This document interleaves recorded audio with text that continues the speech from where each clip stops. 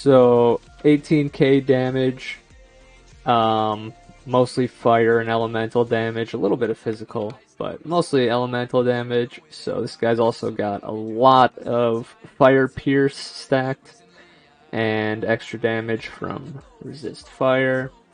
So you've got the 18k damage, but from all the minus fire res items I have, he's got 57 fire pierce here, and we've got an infinity on the Mercenary, so that's about another 30 to 40 from the level 12 conviction aura. So that's getting us close to 90 plus almost 100 fire pierce. So I can show you all those items that are adding up to help with those numbers.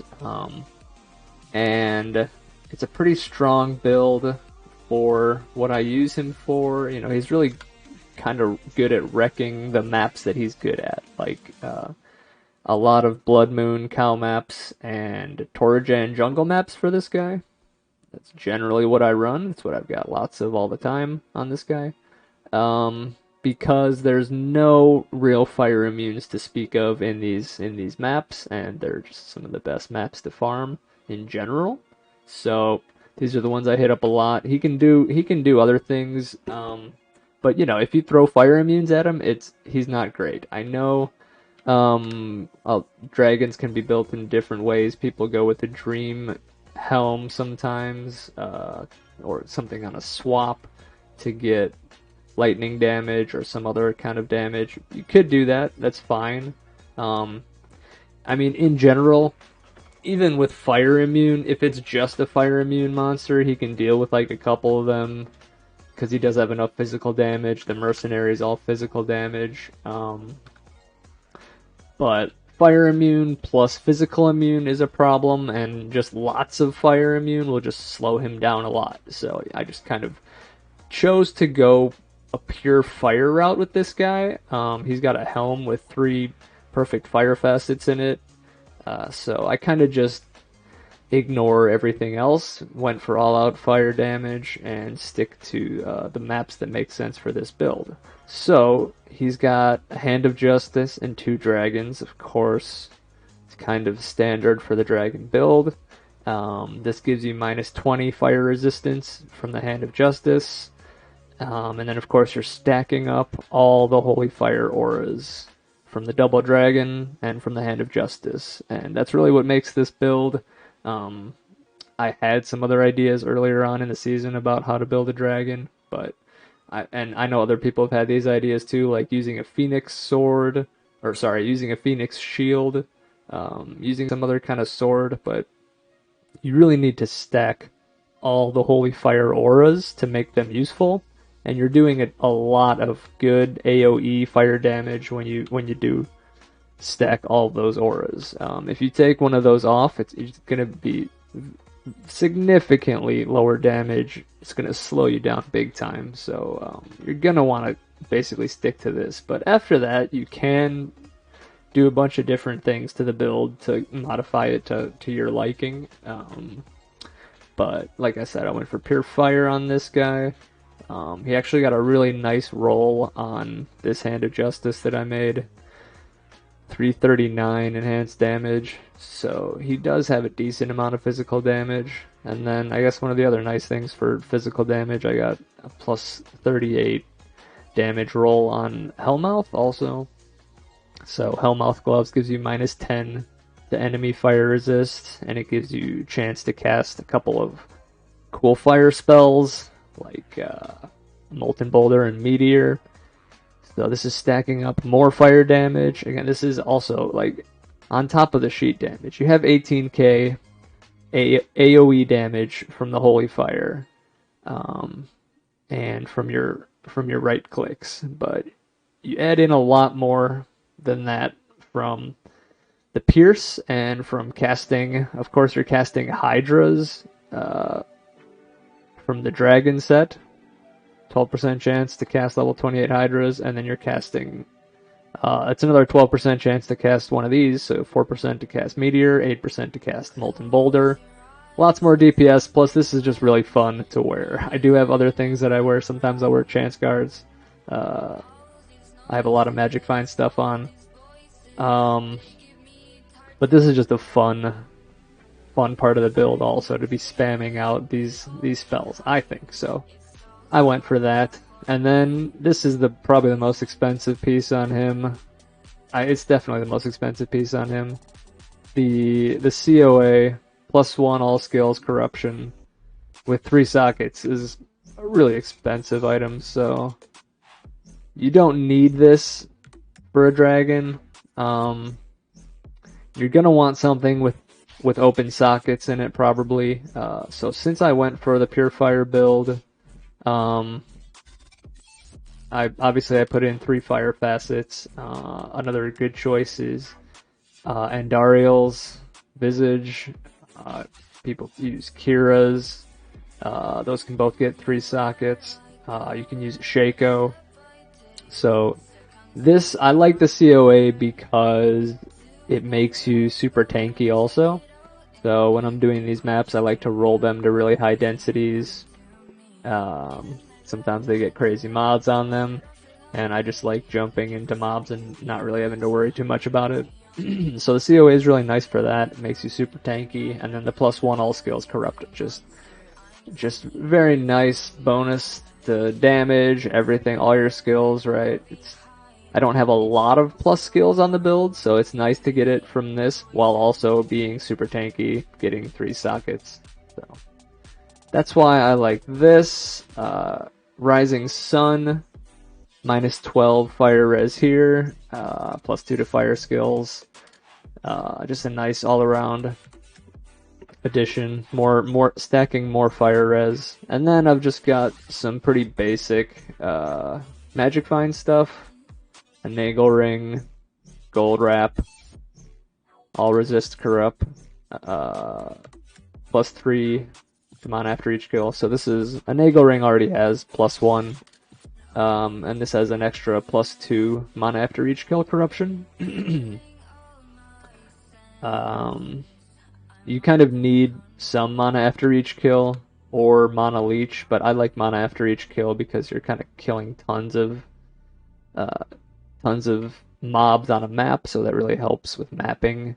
But I also have some other mana after each kill items that I'd like to show. So like these War Travelers are really nice. I wear these a lot also. And like I said, I use a lot of Magic Find items on this guy. So these are really nice because obviously high Magic Find, but the corruption on them, plus mana after each kill, I stack this with the Nagel Ring, and that gives me lots of mana after each kill to keep rolling through maps. And then I have a Ravenfrost here. Sorry, I don't have a Ravenfrost. This is my this is my homemade Ravenfrost. I think of it as a Ravenfrost sometimes, but it's got really nice stats. A couple of resists, cannot be frozen, but I mean, you can put a Ravenfrost here, or pretty much anything you want if you get cannot be frozen somewhere on your build. And then I have Tear Haunch here with Magic Find Corrupt, or I put these on a lot of the times. Also, another pair of Tear Haunch sometimes. Mana regen is nice. And Chance Guards, like I mentioned also. So just switching out some Magic Find items, sustain items, depending on what the map has also, what I want to use, or if I want to have bonus with Vigor and defensive auras. So I have Seraphs also I use sometimes, but mostly I like stacking the minus fire res. I think that's the best build for this guy anyways. And his charms, he's got Fortune and Annie, and then all defensive auras, all defensive aura charms, Anagides, and then just random resists plus life, Magic Find. Sometimes I'll put in more Magic Find charms. So yeah, he's basically just a tanky Magic Find dragon, and he's pretty fun to roll through maps with. He can do a lot more than just jungle and Kyle maps if you want to do him, like, especially in groups, he does really well, just because he's super tanky and brings a lot to the team. I mean, I throw on Salvation sometimes if I'm needing higher resists in the map that I'm in. So, resist fire with this build. And his inventory right now, I have pretty good resists, but if you want to, you can just throw on Salvation, and you still have pretty good damage.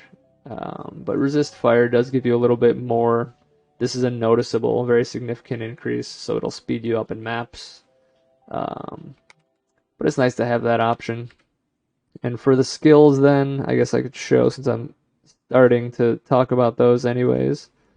Defensive auras are what you want to boost with your plus skills, with your charms. Like I mentioned, Salvation and Resist Fire, you need to max those out because these are the synergies for Holy Fire. So you want to max out Resist Fire, you want to max out Salvation, you want to max out Blessed Aim. Blessed Aim's right here. You don't need anything else in offensive charms. Defensive, I have Point in Defiance, Prayer, Cleansing, just for utility. Even though I never even really use these. You don't need these, honestly. Especially if you have a Crown of Ages, you have 75% curse reduction. So I could get back a couple points here, to be honest. I'm kind of too lazy to respect this guy. He could use a couple more skill points though.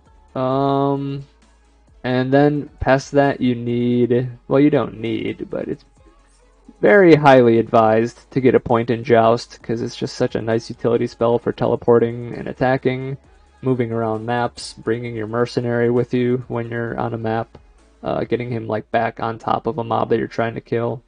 And then everything else pretty much you dump into Holy Shield and Charge.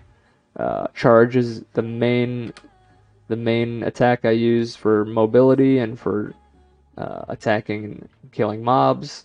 And Holy Shield is just going to buff up your blocking chance, your defense.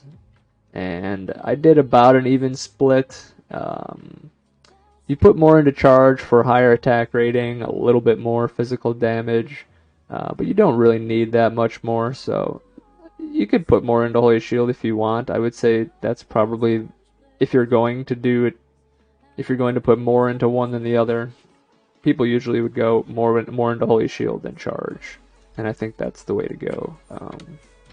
And then for your Mercenary, you're gonna want an Infinity, like I mentioned, for stacking more minus enemy fire resistance. So this gives you a level 12 Conviction Aura. It lowers their defense. It lowers their elemental resistance, their fire resistance. So you need to have that. Other than that, really all you need is an Infinity. Anything else is kind of up to you. I put a Templar's Might on this guy because I had one. I found one. It's probably not, like, I don't even know if it's the ideal armor. I mean, it makes him very tanky.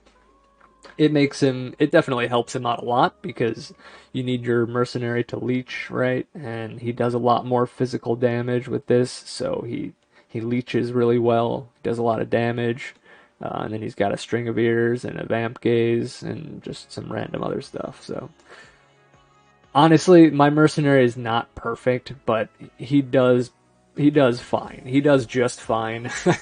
And I mean, I have a CTA on swap, so all that you, honestly, for the Mercenary, you need an Infinity, and then past that, you can kind of do what you want. Just make sure that your guy's tanky and can get through the mobs and help you out.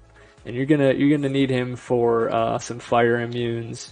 He's probably gonna have much more. Well, he's definitely gonna have much more physical damage than you have, even with a really high roll. Hand of Justice, plus more enhanced damage, plus the Might Aura from the Merc. You're just not doing that much physical damage. It's all about elemental damage with you. So, I think that's pretty much it for this guy. I'm going to try to be showing my other characters soon, so I hope you enjoyed checking in with PodrickPayne. I guess I didn't really mention stat points, but you know, just strength for your bases. Actually, I could mention also that this is probably not the smartest base to use. I made this so early in the season, and I didn't really do a whole lot of, well, I did do research, but I guess I didn't find really good information on what bases to use, or I wasn't asking the right people. So I think this is too high of strength requirements, and this is actually a lower base than you could use, right? Zakarum shield instead of a Karas shield. So I think Mage Plate and Zakarum shield are the standard for dragon sets. Honestly, I don't really notice a difference with these. I just know that people tell me it's not the perfect ideal base. So maybe I could have slightly lower requirements, but I do have very high strength requirements for my COA anyways. So these are what my stats look like now, but you pretty much just need enough strength for wearing your gear, enough dexterity to hit max block, and then you can put everything else into vitality. So that's how this guy looks. With that in mind, he's got 1800 HP, 10k defense,